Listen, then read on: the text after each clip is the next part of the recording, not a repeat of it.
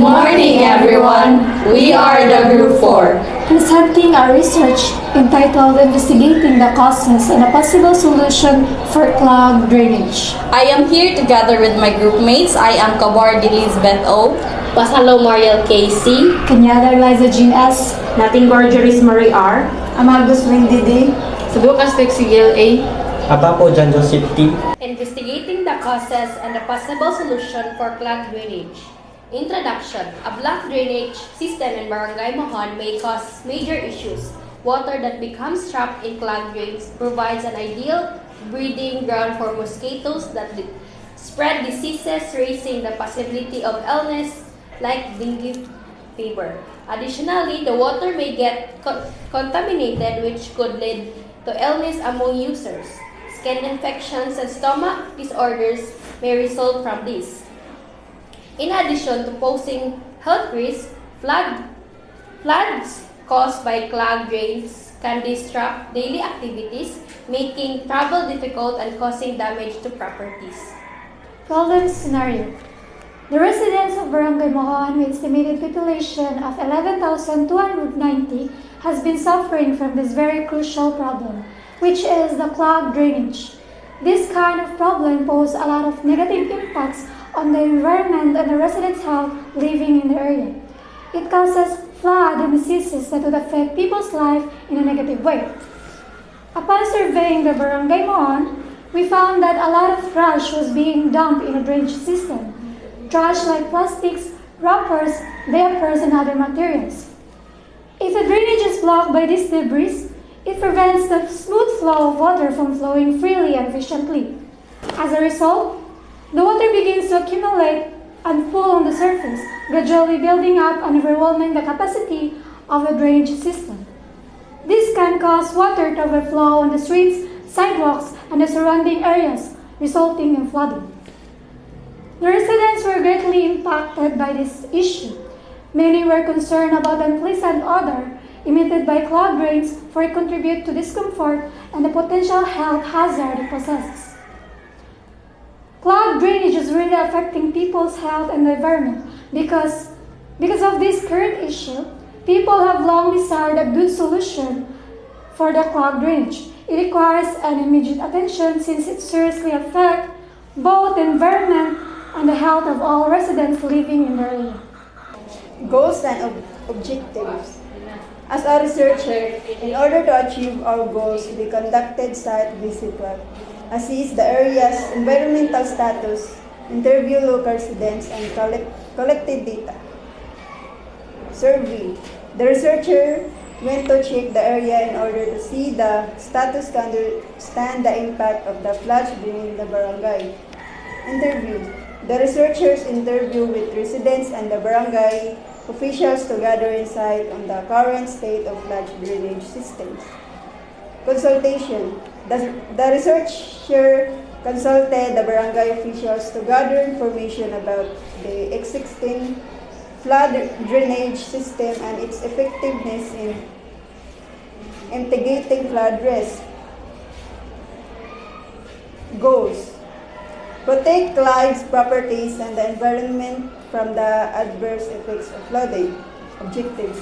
To ensure the safety and well-being of people and their belongings, as well as to safeguard the natural environment. Goals. Promote sustainable water management practices.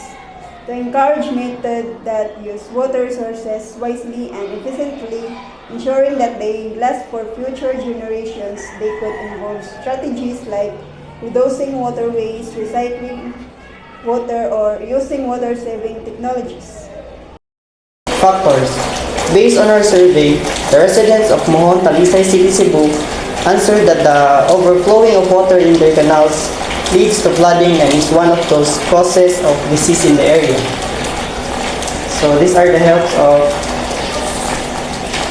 regular maintenance. Clean debris, leaves, and other blockages from drains regularly to ensure smooth water flow. Install grates and filters. This prevents large debris from clogging drains. Increase drainage capacity. Consider enlarging drains or installing additional drainage systems to handle more water. Green infrastructure. Implement rain gardens, permeable pavement, or green roofs to absorb excess water and reduce runoff. So the hinders. Heavy rainfall. Intense or prolonged rain can quickly overwhelm canal capacities, causing overflow.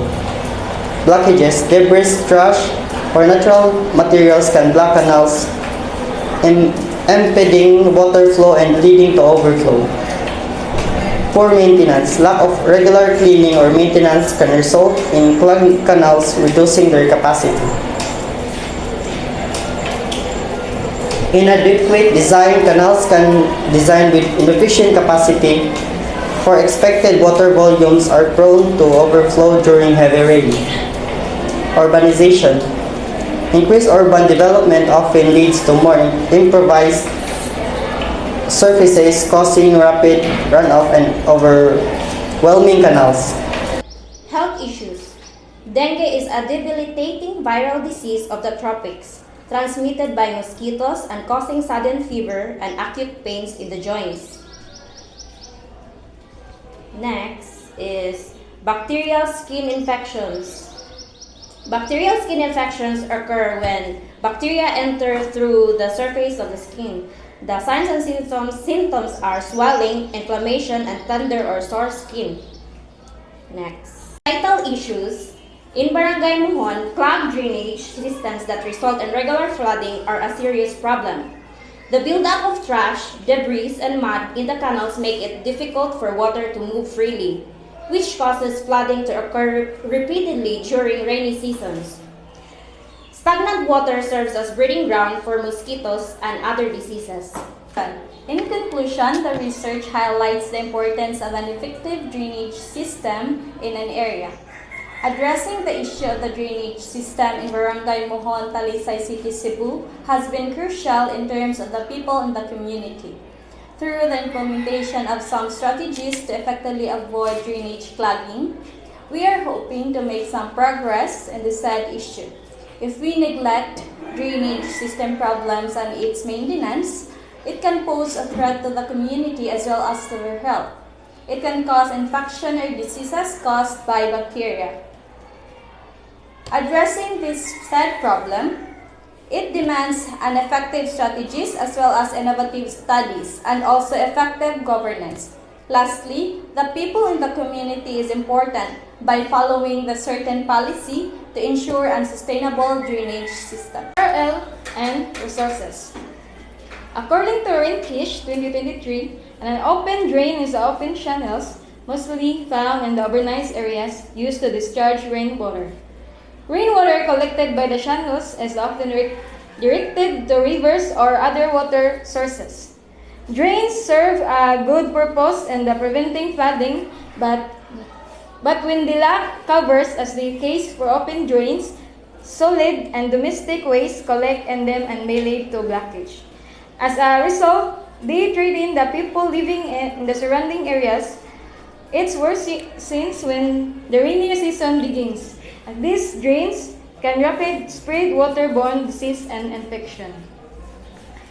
Resources: transportation, bond paper, carton, glue stick, glue, color paint, styro, construction paper, wire, illustration board, spoon, and net.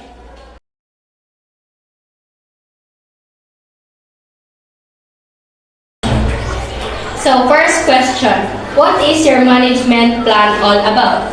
Our management plan tackles about the drainage system problems and possible solution of Barangay Mohon, Talisay City, Cebu. We all know that drainage blockages, drainage clogging, and overflowing of drainages is one of the problems in some barangays. This management plan presents the planning for the improvement and possible solution for the drainages in Barangay Mohon. This management plan also talks about monitoring, managing, and meeting the needs of the community for the improvement of drainages to reduce frequent floods and possible overflow in the future. We also promote effective and efficient solution for the drainage to improve the healthy, safe, and better community.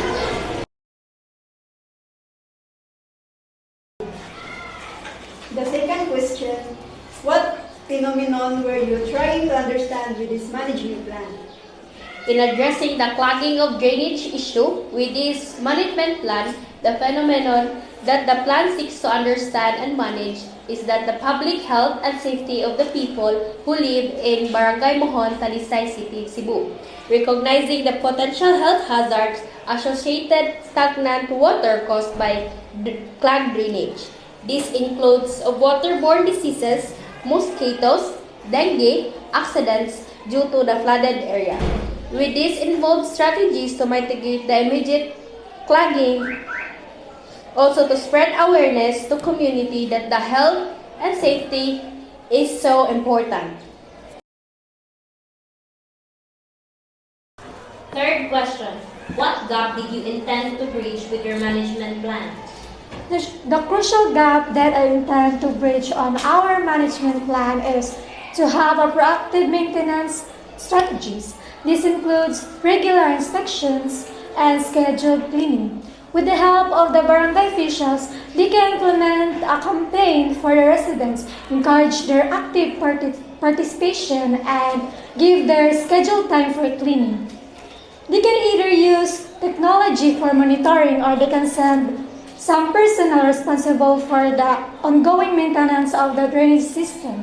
In that way, people will be more active in cleaning the drainage system and could help prevent clogs in the area. Fourth question, what sources did you use for data collection? Depending on the researchers' search plan and design, there are several ways data can be collected. In our research, the most commonly used methods are the following. First is survey. We, the researchers, went to check the area in order to see the status to understand the impact of the flood drainage in the barangay. Second is interview. Face-to-face interview with the residents and the barangay official to gather insight on the current state of the flood drainage system. Lastly is consultation. We, the researchers, consulted the barangay official to gather information about the existing flood drainage system and its effectiveness in the mitigating flood risk. Question number 5. Did you experience any limitations in your management plan? And explain. Managing flood drainage in a barangay presents its own set of limitations and challenges. Limited financial resources, a lack of technical expertise, and the geographical characteristic of the barangay can impact the effectiveness and implementation of flood drainage projects.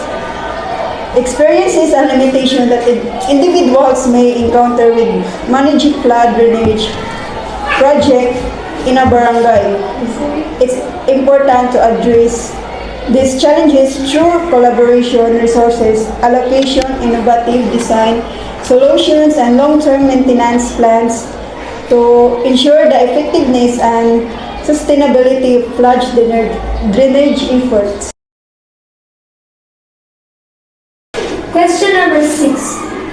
What areas in your management plan do you suggest for further study or research? We need to find out if the screens are sturdy enough to hold a lot of trash during the rainy season. So, I recommend researching more about screen installation and digging deeper into the canals. There's a chance that the screens will break in a strong downpour, and the trash will still fall into the canal and become stuck. We don't know if we dig deeper in these canals. Overall, we might unintentionally dig into some water pipes that are buried beneath those canals. Therefore, the necessity to investigate whether digging into the canals is applicable to all the canals in the neighborhood. We are unable to guarantee that installing screens and excavating the canals won't contribute to an overflow. Last question, what are the implications of your findings? Our research on canal overflow highlights the profound implications of this phenomenon. Firstly, overflowing canals pose a significant risk of flooding to surrounding areas, leading to property damage and disruptions in daily life. Secondly, such events can strain existing infrastructure, causing erosion, structural damage, and potential hazards to public safety. Additionally, repeated instances of canal overflow may impact the environment, affecting ecosystems and water quality. Addressing this issue requires robust preventive measures, including improved canal maintenance, upgraded drainage systems, and strategic urban planning to mitigate the risks posed by these occurrences. Ultimately, understanding the implications of canal overflow underscores the urgent need of proactive measures to safeguard communities and infrastructures from its adverse effects.